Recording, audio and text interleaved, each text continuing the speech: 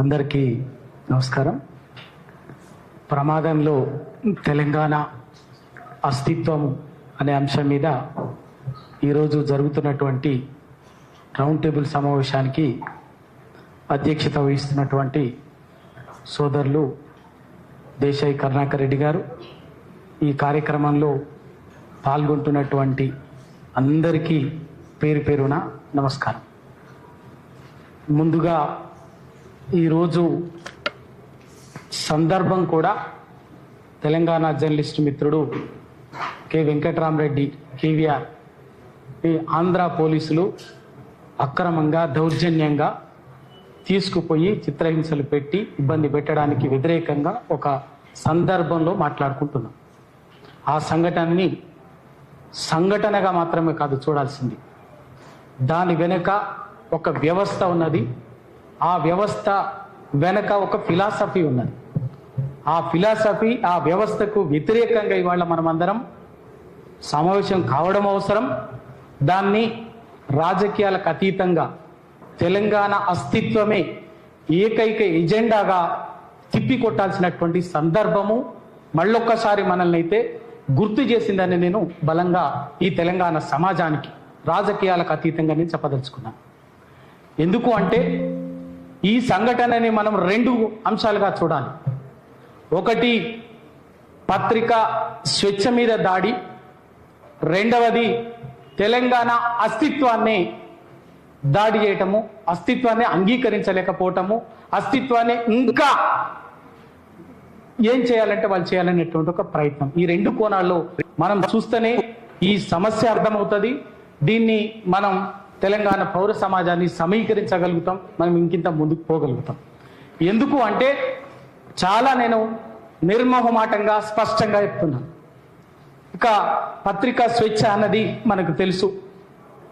ఇవాళ దేశంలోనూ, రాష్ట్రంలోనూ, దేశంలోనూ, ప్రపంచంలోనే ప్రభుత్వాలకు ఎవరు వ్యతిరేకంగా ప్రభుత్వాల విధానాలని, ప్రభుత్వాల ప్రజా వ్యతిరేక విధానాల్ని, ప్రభుత్వాలు ప్రజల పట్ల కర్కశంగా వ్యవహరించినప్పుడు, నిరంకుశంగా వ్యవహరించినప్పుడు ఎవరైతే గొంతెత్తి ప్రశ్నిస్తారో, ఆ విధానాలని తూర్పారబడతారో, తప్పుపడతారో వాళ్ళ పట్ల రాజ్యం నిర్మోహమాటంగా కర్కశంగా వ్యవహరిస్తున్నది. ఇక దాని గురించి దాన్ని మనం ఏమనుకుంటున్నామంటే నా వరకు రాలేదు కదా అని చెప్పేసి ఓసారి మెయిన్ స్ట్రీమ్ మీడియా అనుకుంటుంది, ఇది డిజిటల్ మీడియా సమస్య కదా అని ఇంకోరు అనుకుంటారు. కానీ అన్నింటి స్వభావం ఒకటి. ఒక్కొక్కరికి వరుస వస్తుంది, ఒక సందర్భం వస్తుంది. నేను గతంలో కూడా ఒకటి చెప్పిన, యూదులకు సంబంధించినటువంటిది ఒకటి జరిగినప్పుడు వాళ్ళు యూదులు కదా, నా దగ్గరికి రాలేదు కదా, ఇంకోటి కదా అని వచ్చేసి లాస్ట్కి వచ్చేసరికి ఏంటంటే నా దగ్గరికి వచ్చేసరికి నా కోసం నిలబడటానికి ఎవడు మిగిలాడు అన్నది దాని యూరోపియన్ సూక్తికున్న సామర్థ్య దాని ఉన్నటువంటి సారాంశం అందరికీ వర్తిస్తారు. ఇవాళ మనం ఖచ్చితంగా ఇది ఏ ఒక్కరి వ్యక్తిగతమైనటువంటి అంశం కాదు. ఏ ఒక్కరి వ్యక్తిగతంగా రాసినటువంటి కథనానికి సంబంధించిందో, ఆ కథనంలో తప్పుగా మాట్లాడిండో లేక తప్పుగా చెప్పిండో అనేది ఒక సాకు మాత్రమే. ఆ సాకును వాడుకొని మొత్తంగా ప్రశ్నించేటటువంటి వాళ్ళ గొంతు నక్కాలన్నదే దాని వెనుక ఉన్నటువంటి సారాంశం ఉంటుంది తప్ప దాన్ని మనం ఆ ఎసెన్స్ ఆఫ్ ది ఇన్సిడెంట్ ని చూడాలి తప్ప ఇక మనం వేరే చూడదు. ఖచ్చితంగా పత్రికా స్వేచ్ఛని మనం కాపాడుకోవటం ఇవాళ ఎవరికి అవసరం అంటే, ఎవడైతే వాయిస్లెస్ పీపుల్ ఉంటాడో, ఎవరైతే బాధిత పక్షం ఉంటారో, ఎవరైతే అణచివేతకి, దోపిడికి, పీడనకి గురవుతాడో వానికి గొంతిచ్చేటటువంటి వాళ్ళు కావాలి. అది మీడియా ఇవాళ మనం. కాబట్టి దాన్నే నొక్కాలని చెప్పేసి పాలకులు ఎప్పుడు భావిస్తుంటారు. కాబట్టి మనం కొంచెం బేసిజాలను పక్కకు పెట్టి రాజకీయాలకు అతీతంగా, వ్యక్తిగతంగా ఉండేటటువంటి వైరుధ్యాలను కూడా పక్కకు పెట్టి మనం నిలబడి పనిచేయాల్సినటువంటి అవసరం ఉంది. తప్పనిసరిగా దాంట్లో తెలంగాణ ఉద్యమ క్రమంలో మేము 100% ఆ విషయంలో సక్సెస్ అయినాం. తెలంగాణ జర్నలిస్ట్ ఫోరం వేదికగా మొత్తం సమస్త సమాజాన్ని, తెలంగాణ జర్నలిస్టులను కూడగట్టి మొత్తం తెలంగాణ కావాలనుకున్నటువంటి వాళ్ళు ఇక్కడ రండి, తెలంగాణ వద్దనుకున్నటువంటి వాడు ఏ జర్నలిస్ట్ నువ్వు ఎక్కడ పనిచేసినా కూడా అటువైపు ఉండండి అని చెప్పేసి ఒక బెరగీసి యుద్ధం చేయగలిగినాం. కాబట్టి వాళ్ళ జర్నలిస్టుల ఒకటి జరిగింది. మళ్ళీ అటువంటి సందర్భం వాళ్ళ తెలంగాణ సమాజంలో కనిపిస్తుందని స్పష్టంగా చెప్పదలుచుకున్నాను. ఇక రెండో విషయం, తెలంగాణ అస్తిత్వానికి వచ్చేసరికి తెలంగాణ అస్తిత్వం ఇవాళ ప్రమాదంలో పడిందని చెప్పేసి ఇవాళ మన టైటిల్ పెట్టుకోవటంలోనే మనం స్పష్టంగా సమాజానికి చెప్పదలుచుకున్నాం. కాబట్టి ఇవాళ ఎందుకు అంటే ఇవాళ చాలా స్పష్టంగా తెలంగాణ అస్తిత్వాన్ని ఈ తెలుగు రాజకీయాల్లో అందరికంటే అతి ఎక్కువగా, అత్యంత కిరాతకంగా, అత్యంత దుర్మార్గంగా, రాజ్యాంగ వ్యతిరేకంగా ఆ తెలంగాణ అస్తిత్వాన్ని నలిపేయాలనుకున్నటువంటి కిరాతకుడు ఎవడైనా ఉందంటే అది చంద్రబాబు నాయుడు. నేను నిర్మోహమాటంగా చెప్తున్నాను. ఎందుకు అంటే మనం చూస్తున్నాం, అప్పటి వరకైనా మిగతా వాళ్ళు ఎవరైనా కూడా సందర్భంగా ఒక డిప్లొమాటిక్ గా రాజకీయాల్లో మాట్లాడేటటువంటి వాళ్ళు. కానీ అదే చంద్రబాబు నాయుడు ముఖ్యమంత్రిగా ఉన్నప్పుడు మనం అందరం కళ్ళ ముందే చూస్తున్నాం. యనమల రామకృష్ణుడు గారు స్పీకర్ గా ఉన్నప్పుడు ఇదే తెలంగాణ బిడ్డ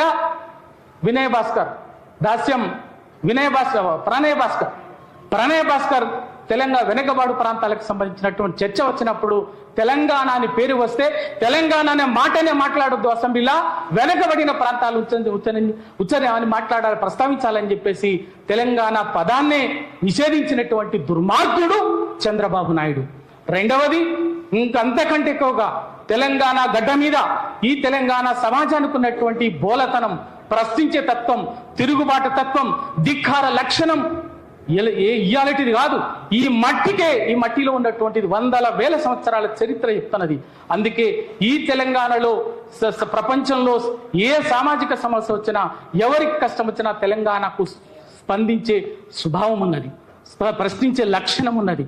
అందుకే ఈ తెలంగాణ గడ్డ మీద జరిగినటువంటి సామూహిక ఉద్యమాలు ఎక్కడ ఈ భారతదేశంలో ఏ భూమి మీద, ఈ భారతదేశంలో ఏ ప్రాంతంలో కూడా ఉండవు.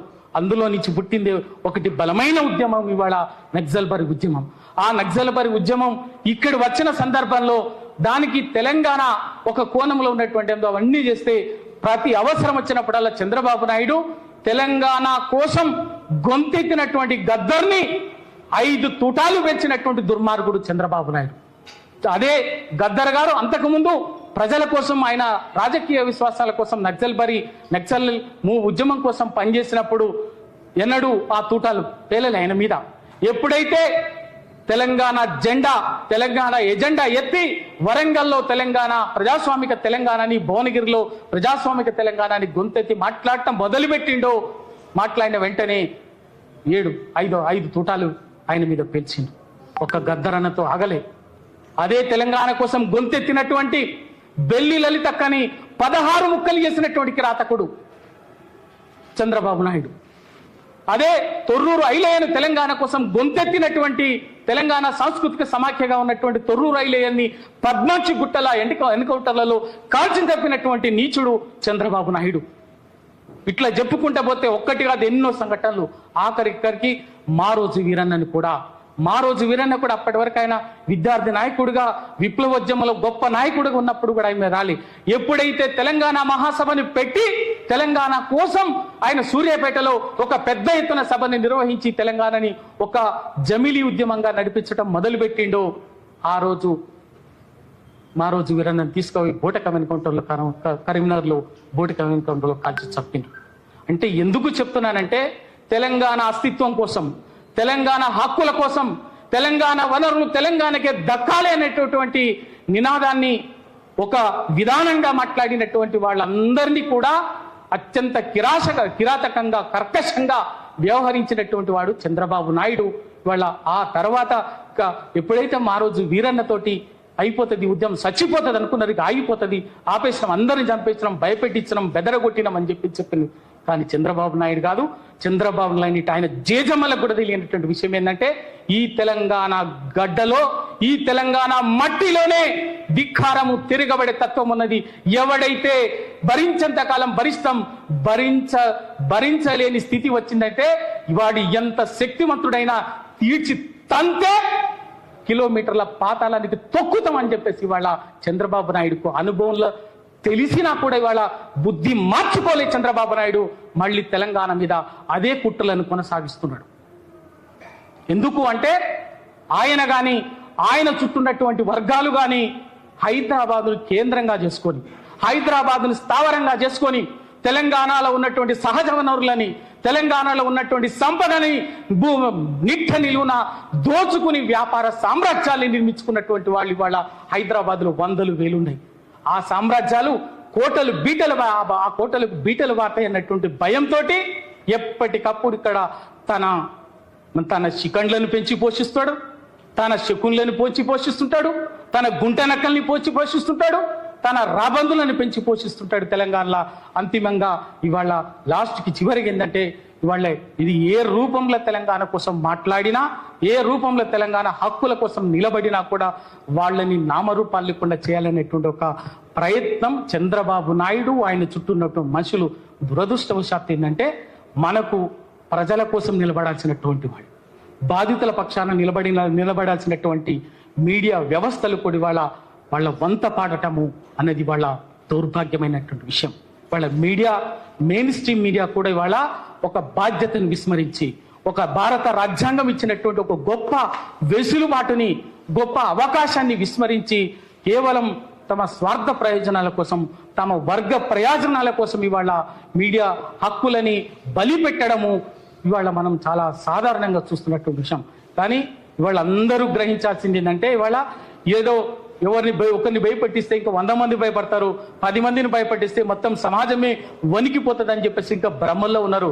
బిడ్డ, ఇవాళ నేను చాలా స్పష్టంగా చెప్పదలుచుకున్నాం, మా తెలంగాణ జోలికి వస్తే మీరు ఇంకా తెలంగాణలో నిజంగా మేము ఎన్నడూ కూడా తెలంగాణ ఉద్యమ క్రమంలో కానీ, తెలంగాణ వచ్చినాక కానీ, ఇవాళకి కానీ ఎవరు కూడా తెలంగాణ ప్రజలుగా, తెలంగాణ ఉద్యమకారులుగా ఎవరిని కూడా, ఏ ఒక్కరిని కూడా మేము ఇబ్బంది పెట్టలే.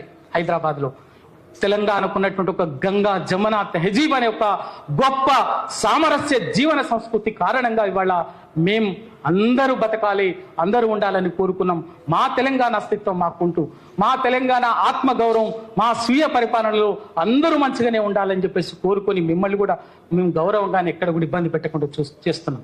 కానీ మీరు మా మంచితనాన్ని, మాకుండేటువంటి సామరస్యపూర్వక సహజీవన విధానాన్ని మీరు ఒక బలహీనతగానో చేతకంతనంగానో అనుకుంటున్నారు చాలా మంది. దాన్ని నిజంగా కూడా మేమే అదొక సవాలుగా స్వీకరించిన రోజు మీరందరూ ఉరికిచ్చి కొడతాం కూడా ఒక్కొక్కరిని ఇవాళ. ఎందుకంటే బాధతో చెప్పాల్సి వస్తుంది. మీరు చేసేటటువంటి కథలు, మీరు చేసేటటువంటి అరాచకాలు, మీరు చేసేటటువంటి దుర్మార్గాలు హైదరాబాద్ని అడ్డగా పెట్టుకొని మీరు ఇంకా మీ పద్ధతి మార్చుకోవాలని చెప్పేసి నేను ఇవాళ, ఎందుకు మేము ఎవరం వ్యతిరేకంగా, తెలంగాణ ప్రజలు, తెలంగాణ హక్కుల కోసం కొట్లాడుతూనే ఒక విశ్వమానవులుగా జీవించేటటువంటి గొప్ప లక్షణం ఉన్నటువంటి సంస్కృతి ఉన్నటువంటిది హైదరాబాదు, తెలంగాణ ప్రజలు. కానీ మీరు మమ్మల్ని సవాలు చేస్తామంటే, మా అస్తిత్వాన్ని సవాలు చేస్తామంటే, మా ఆనవాళ్లను సవాలు చేస్తామంటే మీరు అది ఫ్యూచర్ సిటీ రూపంలో కావచ్చు, మ్యూజిక్ ప్రక్షాళన రూపంలో కావచ్చు, ఇప్పుడు మా సోదరుడు కేవీఆర్ని ఇంకొకరిని వాళ్ళు ఒక్కరిని కాదు, ఏ రూపంలో కూడా మా అస్తిత్వాన్ని సవాలు చేస్తామంటే, మా అస్తిత్వాన్ని నామరూపాలు లేకుండా ఏదో చేద్దామని చెప్పేసి అనుకుంటే మాత్రం బరాబర్ అదే కృష్ణ ఒడ్డున బొంద పెడతాం, రాజకీయంగా తొక్కుతాం అని చెప్పేసి ఇవాళ చాలా స్పష్టంగా నేను చెప్పదలుచుకున్నాను. ఎందుకంటే బాధతోటి నేను కూడా ఇక్కడ మాట్లాడుతున్నది తెలంగాణ ఉద్యమంలో 96, 97 నుంచి మా వ్యక్తిగత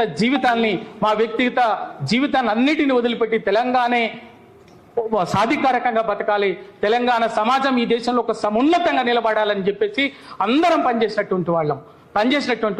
ఇక్కడికి వచ్చిన తర్వాత కూడా మళ్ళీ ఇంకా మీరు మీ పప్పులు ఉడుతాయని, మీ తాబేదారులను అడ్డం పెట్టుకొని, మీ జీతగాలను అడ్డం పెట్టుకొని, మీ తొత్తులను అడ్డం పెట్టుకొని తెలంగాణ మీద సవాలు చేస్తామంటే బరాబర్గా బార్డర్ దాటించేదాకా ఉరికిస్తాం, ఇక్కడ వదిలిపెట్టేది లేదు, ఆ పరిస్థితి రానియొద్దని చెప్పేసి ఇవాళ నేను ఈ సందర్భంగా స్పష్టంగా చెబుతూ, నేను చాలా స్పష్టంగా నేనుగా తెలంగాణ జర్నలిస్టు ఫోరంగా తెలంగాణ హక్కుల కోసం, తెలంగాణ జర్నలిస్టుల హక్కుల కోసం ఎప్పటికీ బరాబర్గా బరిగీసి నిలబడతానని చెప్పేసి ఎప్పటికీ వెనక్కి పోయేది లేదు, రాజీ పడేది లేదని చెప్పేసి స్పష్టంగా చెప్తూ మరొకసారి నాకు అవకాశం ఇచ్చినటువంటి అందరికీ పేరు పేరున ధన్యవాదాలు. జై తెలంగాణ.